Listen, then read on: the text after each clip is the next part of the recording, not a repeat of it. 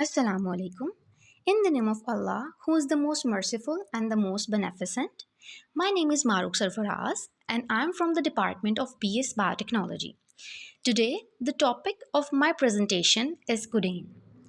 In this video, we will briefly discuss what is codeine, how it works, for what it is used for, the dosage and its side effects, contraindications and precautions of codeines. Now the question arises that what is codeine? Codeine is a narcotic analgesic and also an antitussive agent. It binds to opiate receptors and blocks ascending pain pathways, reduces patients' perception of pain without altering the cause of pain. It is mainly used to treat pain, coughing and diarrhea. It is also commonly used as reactional drug. Codeine is an opioid pain reliever used to treat mild to moderate severe pains. It is also used in usually combination with other medications for the purpose of reducing coughing. Codeine can cause opioid tolerance, dependence, addiction, poisoning, and high doses causes death. Now, coming to the occurrence of codeine, it is found naturally in the sap of the opium poppy, Papaver somnifera, typically used to treat mild moderate degrees of pains. Codeine is also available in combination with acetaminophen, capital and codeine, Tylenol with codeine, aspirin, carisoprodol, and promethazine, and as ingredient in many cough and cold medications. Morphine is extracted from the dried milky exudate of the unripe seed capsules of the opium poppy plant. It occurs as colorless crystals or white crystalline powder. Now coming to the history of codeine.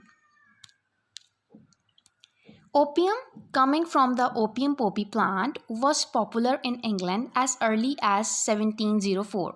In those early days, opium was usually sold in auxiliaries such as paregoric, which were marked as pain soothers. In 1804, a German pharmacist discovered how to isolate morphine from opium, which gave rise to the discovery in 1832 of codeine by Pierre Rabicot, a French chemist. The name codeine comes from the Greek word that refers to the heat of the poppy plant. Chemists and pharmacists continued to excited about the medicinal properties of opium, and many drugs that are still used today were isolated from these early experiments. Codeine is the least addictive and safest of all the opiate drugs prescribed today, which accounts for being the most widely used drugs within this category of analgesics, falling in the group of drug that most people can call painkillers. It should be remembered that being the least addictive and safest doesn't mean that codeine is not addictive or safe. Drug manufacturers had to depend on using the tar from opiate poppies to synthesize morphine, codeine, and almost all the other opiate-based drugs, which is a problem since President Nixon's war on drugs made it increasingly difficult to obtain these poppies that grows mostly in areas of the world that are friendly to America's pharmaceutical interest, such as Afghanistan. Drug manufacturers have had to barter with heroin dealers for the purchase of this raw codeine product. This led chemists to the discovery of method to synthesize codeine from coal tar, which eliminated the need for having the original black tar opium and freed the drug companies from having to compete with the elite drug cartels. Now, coming to the chemical properties of codeine. Codeine, generally named codeine phosphate, morphine 3-methyl ether phosphate, methyl morphine phosphate, or morphine monomethyl ether phosphate. Now coming to the chemical structure of codeine as presented on the screen, this is the chemical structure of codeine. It takes a general chemical formula. The general chemical formula of codeine is C16H21NO3. Now coming to the physical properties of codeine. Flash point 167 Fahrenheit is the flash point of codeine. Melting point 309 to 313 degree Fahrenheit is the melting point. Boiling point of codeine is 482 Fahrenheit. Now the specific gravity of codeine 1.32 is the specific gravity of codeine. Molecular weight is 299.37 and the water solubility is less than 1 milligram. In this topic, we are going to cover pharmacokinetics. We are going to break down what it is and the various components of ADME. Let's get started. Pharmacokinetic is the study how your body processes a drug, what the body does to a drug or the movement of drug into, through and out of the body. Basically, this is a process that how the drug enters the body and how it processed in the body and how it eliminated from the body. So first, a drug requires a method of administration.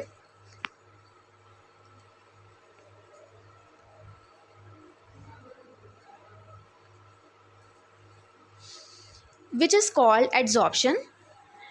There are basically 4 steps of pharmacokinetics. These are adsorption, distribution, metabolism, and excretion.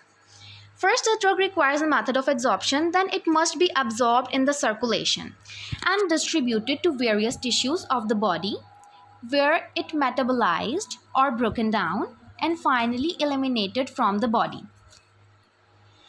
Adsorption. When a drug is absorbed, it must enter the body by some route, whether that be orally, intravenously, when it injected directly into the bloodstream, or intramuscularly when it injects to a muscle. Other routes include inhalation, which is rapidly absorbed transdermally. This is on the skin like a patch containing the drug sublingually.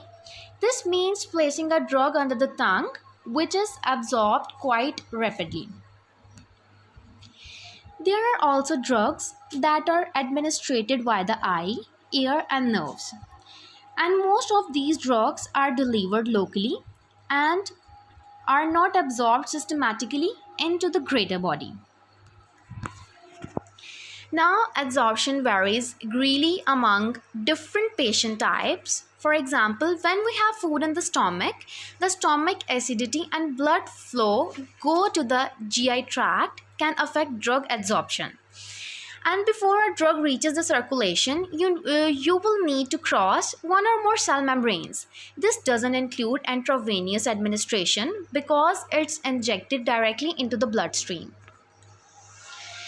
Now, movement across the cell membrane can occur via passive transport, which requires no energy, or active transport, which requires energy in the form of ATP, and these are and there is also a process of endocytosis. There are 2 types of passive transport. One is passive diffusion and second is facilitative diffusion. Passive diffusion. In both types of concentrations, drugs move from areas of high concentration to the areas of low concentration. Passive diffusion supports small lipid-soluble and non-polar molecules. They will pass easily through the membrane down their concentration gradient without any help, whereas water-soluble will pass through a channel. Facilitated diffusion. Facilitated diffusion is larger water-soluble and polar molecules require the help of a channel or transporter. Now here the process of adsorption ends and now the process of distribution begins. Now after the drug is absorbed, it gets distributed to various tissues around the body such as muscle and fat. And there are several factors that influence drug distribution. A few factors include membrane permeability. A drug must cross the membranes that separates the organ from the site of administration. Lipophilicity. So lipophilic drugs will easily cross membranes, therefore these molecules are more likely to leave the bloodstreams, whereas hydrophilic molecules are less likely to cross membranes and more likely to remain in the bloodstream, and then there's molecular size. Now the process of distribution ends, and coming to the phase of metabolism. This is the phase where the drug is converted into less or more active form.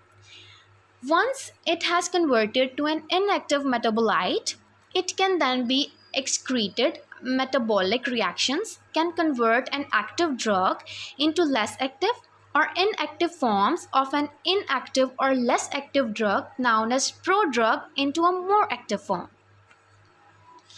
Now drug metabolism consists of two phases, first phase and second phase. The first phase includes cytochrome P450, oxidation, hydrolysis and reduction. The phase 2 includes methylation, acetylation, sulfonation, glucuronation. Now the last phase, which is called the excretion. Excretion is basically the phase when the drug is eliminated, excreted out of the body. The last phase, which is the removal of medication from the body, it involves both metabolism and excretion of the drug. Most drugs are excreted in the urine, and other processes occur in liver and the lungs and other organs. So excretion can also take place through bile and feces. We also excrete drug through bile and feces. This brings in clearance, which is the rate at which a drug is eliminated from the blood, or we can calculate clearance for different systems. This includes kidney, liver, lungs or muscles. After that, the process of pharmacokinetics done. Here the topic and the process of pharmacokinetic ends. Thank you.